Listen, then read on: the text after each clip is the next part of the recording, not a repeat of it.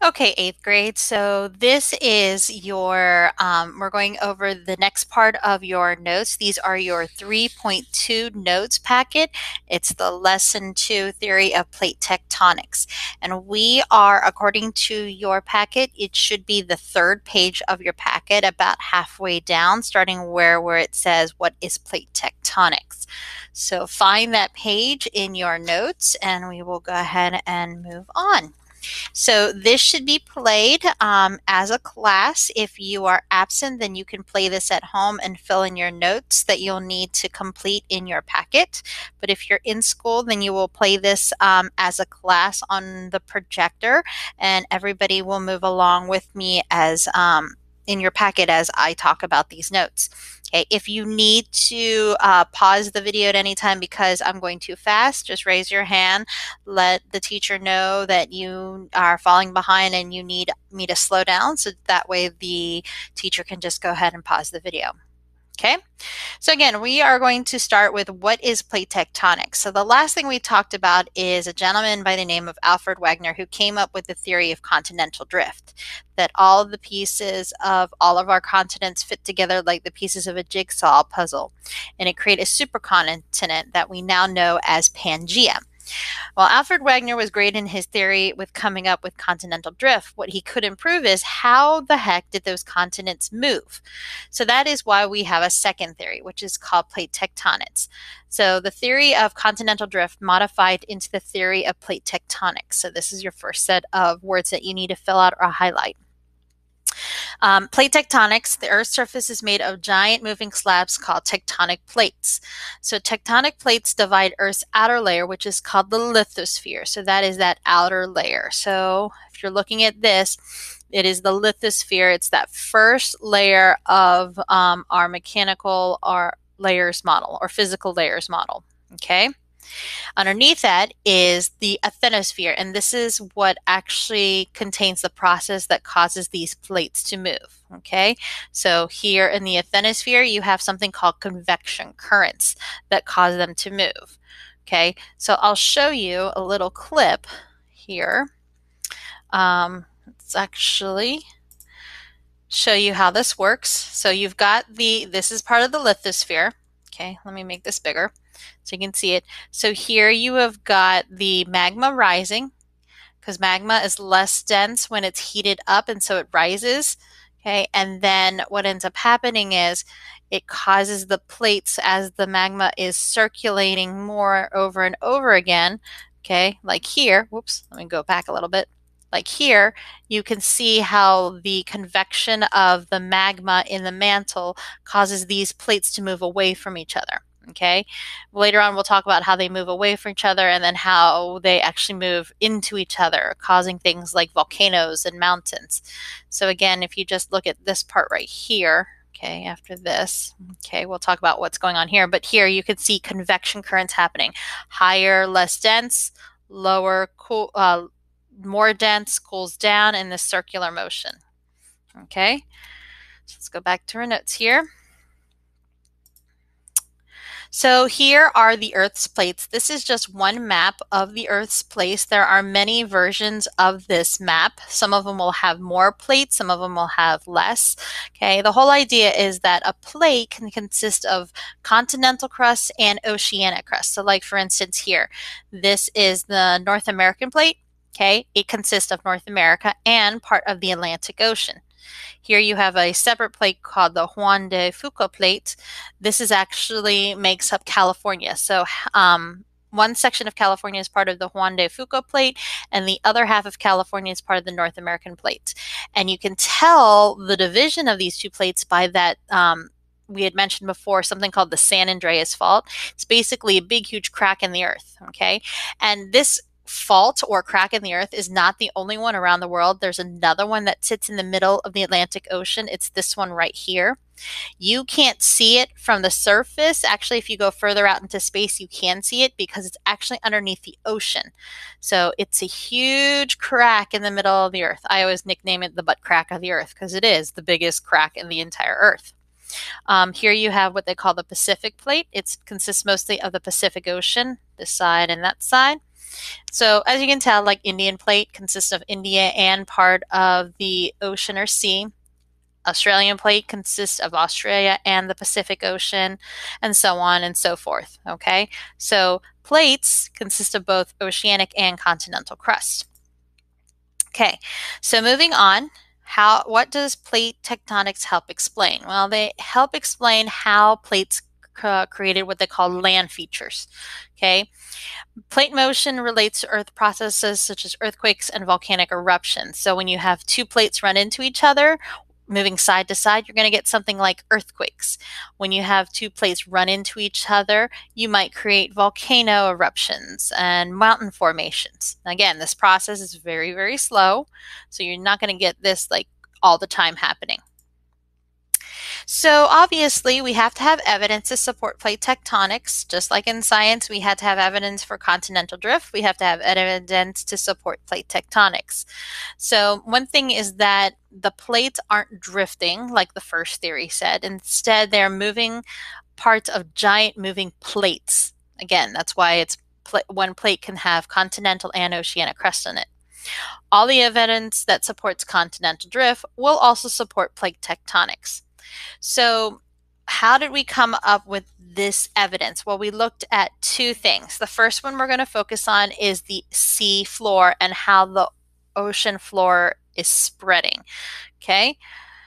So first you're going to watch this video clip using Bill Nye. So take a second to watch this video and then we'll move on.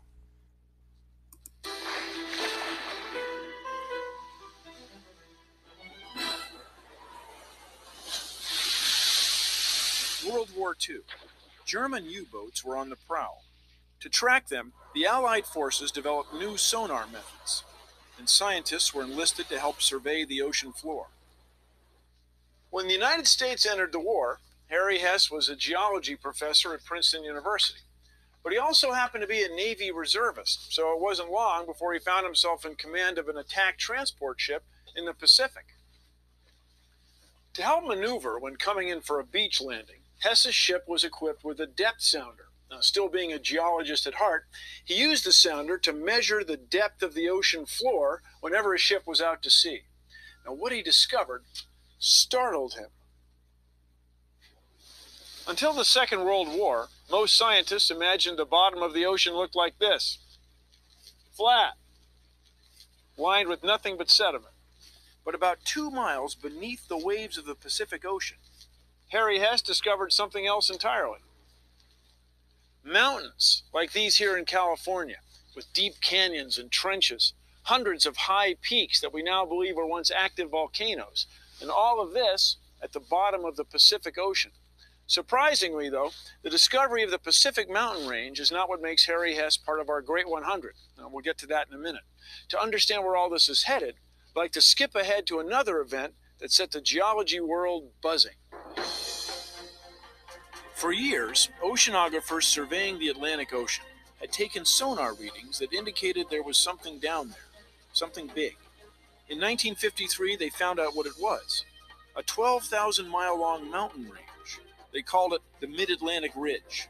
The reason it's so great. To fill us in, I paid a visit to Neil Driscoll, a geologist at the Scripps Institution of Oceanography. One of the big discoveries that was made was that there was this ridge of underwater volcanoes that stood high above the seafloor. How high is a mountain in the middle of the Atlantic?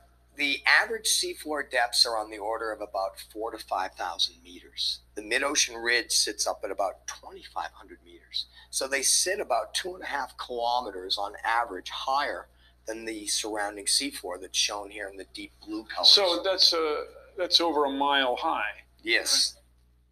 And that's where Harry Hess comes back into the story. Analyzing core samples and sonar readings from around the Mid-Atlantic Ridge, Hess made an astonishing discovery, a phenomenon almost beyond comprehension. The age of the Atlantic Ocean floor, he determined, was progressively older the further it moved away from the ridge. Harry Hess had discovered that the seafloor was spreading. He concluded that molten rock was being forced up from inside the Earth at the ridge, where it then formed into new crust on the ocean floor. Gradually, it was pushed away on either side as more molten rock continued pushing up from behind it. Hess called his great discovery seafloor spreading. Harry Hess was in a position that he could bring it all together. Things were spreading apart and new Earth was being generated. But if you did this for long enough, the Earth should grow. And it doesn't. The Earth doesn't get any bigger. No. Harry appreciated the fact that if new Earth was being generated in one area, they have to be consumed or recycled in another area. The process that recycles the crust of the spreading ocean floor back inside the Earth is called subduction.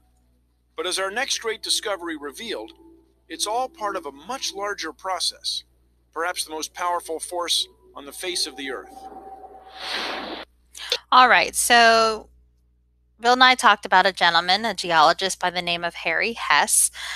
He is the one who established seafloor spreading using a technology called sonar. So this is a more recent discovery and support of the theory of plate tectonics. So Harry Hess used sonar, and what he did, he studied the seafloor, revealing underwater mountain belts. So just like Bill and I had said, he discovered that the ocean floor wasn't flat.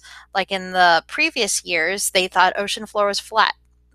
But what they came to find out is that it has mountains and ridges and valleys, just like our continental crust has. Because come to find out, some of our continental crust was actually underneath the ocean and so forth.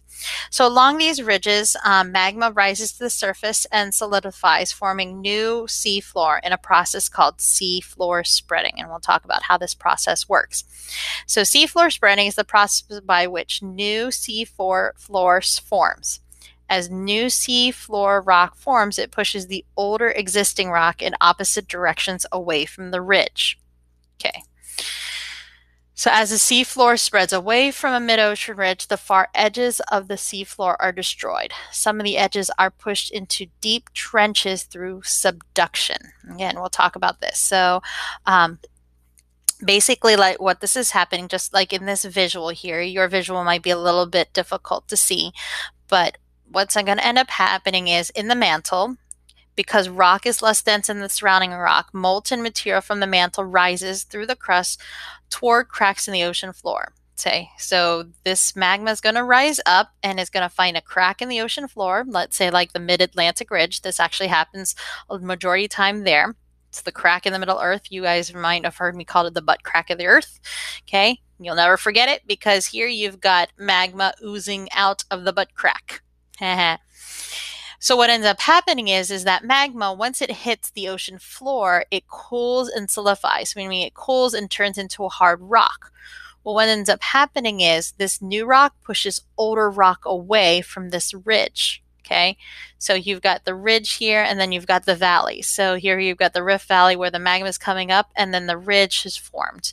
And that ridge will push away the older rock away. So anything closer to this valley is going to have newer rock. Anything farther away from the valley is going to have older rock. Okay.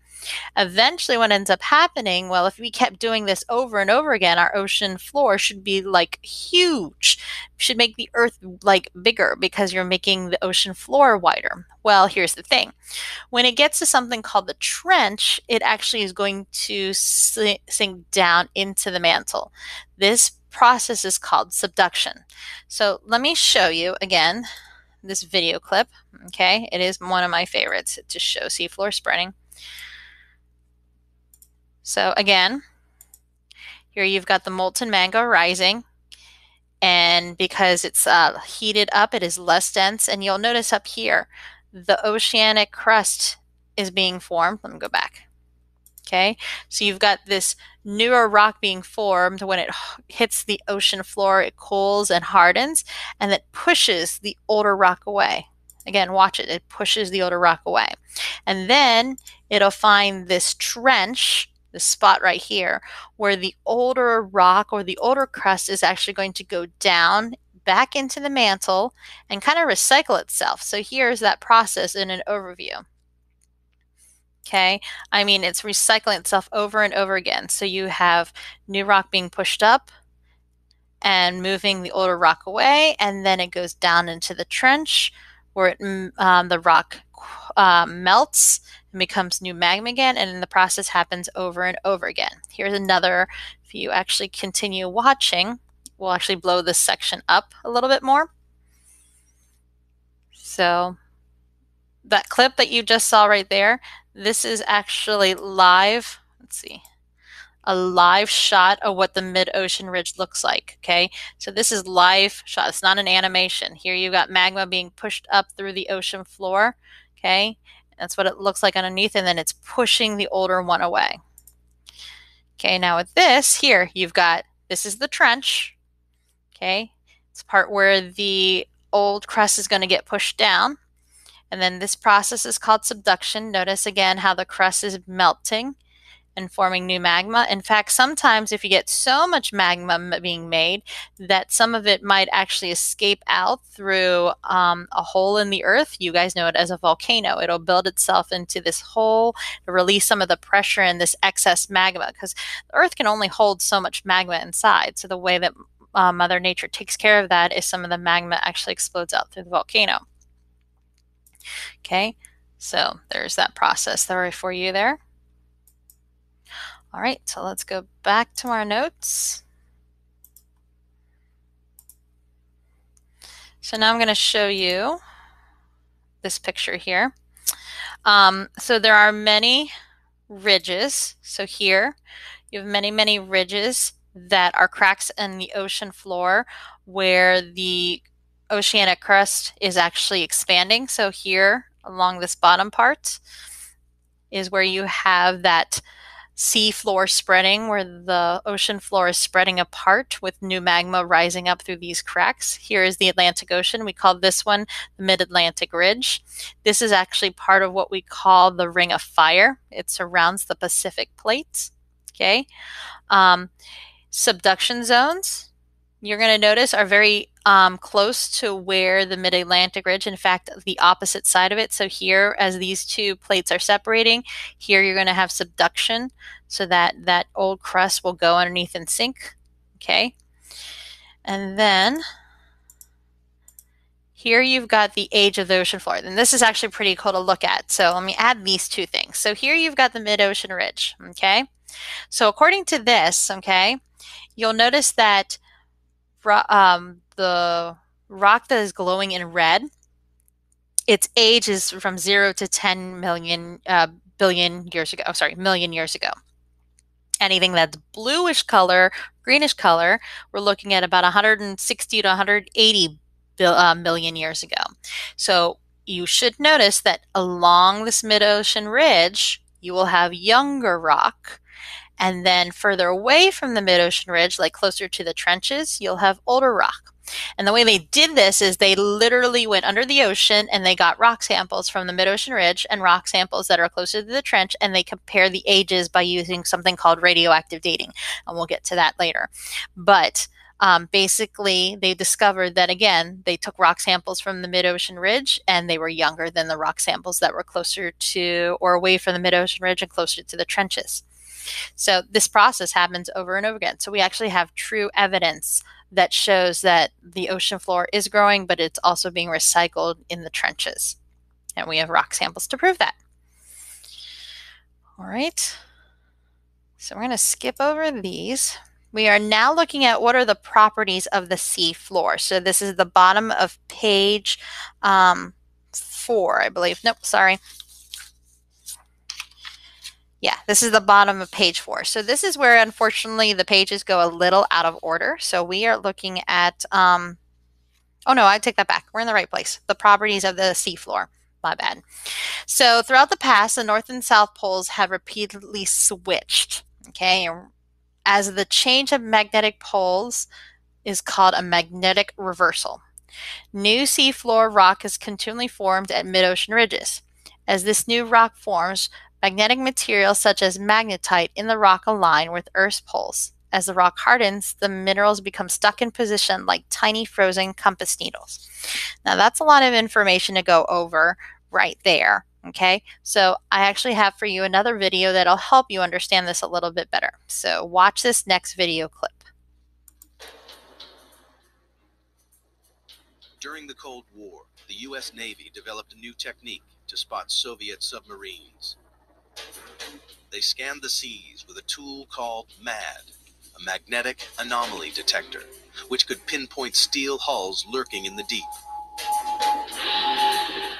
But they stumbled across something else. Running parallel on either side of the ridge, they found strange stripes of magnetic rocks, alternating positive and negative away from the ridge's peak. Geologists know that the Earth is like a giant magnet with a north and a south pole. But the magnetic poles aren't fixed. Every 300,000 years or so, the magnetic field suddenly flips 180 degrees. When the field flips, a compass that was previously pointing north will swing to the south. As magma wells up between the tectonic plates, it pushes the seafloor up and forms the colossal mid-ocean ridge thousands of feet high. When the rock is hot and molten, its magnetic minerals line up with the north-south direction of the Earth's magnetic field. As the magma cools, the minerals are locked in position. These rocks act as a permanent record of the magnetic pole's location when the rocks were formed. As more and more magma is forced up, the old crust is pushed away from the ridge and records the reversals in the Earth's magnetic polarity. Okay, so this concept is not easy to understand, so I'm going to go over it a little bit better here. Again, watching the video, but without the sound, so that I can actually explain this a little bit better. So here's how the world works. So this is called a magnetic field. So this actually occurs over time, okay? So our magnetic field currently right now, okay, this is basically what it's saying is that all our compass actually points north because it's attracted to the south end of our magnet. Well, imagine that this Earth was a magnet, and this was actually the south end of the magnet, and this is the north end of the magnet. So the metal part in the compass is going to be attracted to this top part of the Earth, okay? Then over time, 300 and some billion years, okay, it's going to keep switching back and forth. So as they say, okay, a compass will basically switch. Now, is this an overnight thing? No. Okay, it definitely doesn't happen overnight. In fact, it takes like over 300 billion years, million years. Okay, we actually have evidence of this by, as they had mentioned before, okay, again, this is seafloor spreading. Okay, imagine basically these are different times of the Earth. Hang on, I'll show you back. Imagine these stripes. Oh, excuse me. These stripes are showing you when the magnetic pole stripes. So maybe the gray represents when the south end of the compass was at the top of the Earth. And then this stripe, the gray stripe, the lighter gray stripe might represent when the other end of the other end of the magnet is at the top. So maybe this is the south end of the magnet and this is the north end of the magnet. And that would cause our compass to keep switching back and forth, back and forth. Okay, and this would only show up if the Earth was being formed in the middle of the mid-Atlantic ridge here, or that the ridge here. So when the magma comes up, okay, it cools and solidifies, and basically, as the process shows here, okay, every time new magma hits the ocean floor, it looks like this. But then once it gets lined up with the magnetic field of the Earth, these little kind of like metals line up in the direction that it's supposed to point. So if, for instance, the rock is supposed to point, let's say this run right here is actually pointing north because it's attracted to the south end of the compass. So basically in about 350 billion years, this will flip around in the other direction. So we're going to do an activity in the next day or so that actually helps us understand this a little bit better. So I know this might be a little confusing and hard to understand just without being able to ask questions. Okay, so but we are going to go ahead and go on from here in our notes. Okay, so property of the seafloor. the seafloor continually spreads as new rock is added. Each time Earth poles switch, so does the alignment of the magnetic minerals in the newly formed rock. This results in a pattern called the magnetic reversal pattern. That's that whole like dark gray, light gray, dark gray, light gray. The dating of the seafloor also confirmed that the seafloor is spreading. We've gone over this. Rock further from the mid-ocean ridges is older than the rock that's closer to the ridges. This makes sense because new rock forms at the mid-ocean ridge and gets pushed further away. The second piece of evidence that we have to prove that the Earth has plates are actually the location of most active volcanoes and earthquakes. So here is a map of showing basically all the different earthquakes and volcanoes that occur around the world, at least at that present time.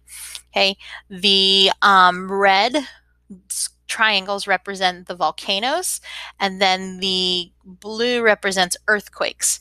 So you can see here that there's kind of a pattern. Okay, here you can see there's this whole area here that's actually surrounded by earthquakes and volcanoes.